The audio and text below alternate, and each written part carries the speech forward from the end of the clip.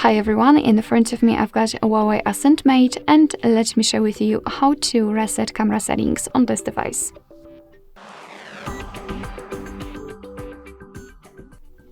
So first of all, we have to open the camera app, and let me switch to the standard photo mode, because I've previously applied the green lines to show you the visual evidence that the reset option will work. They should disappear.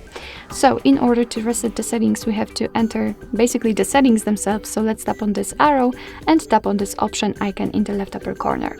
Now let's scroll down to the very bottom and tap on Restore Defaults.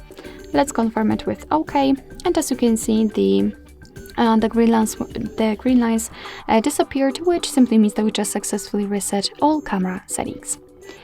Alright, so that will be all. Thank you so much for watching. I hope that this video was helpful, and if it was, please hit the subscribe button and leave the thumbs up.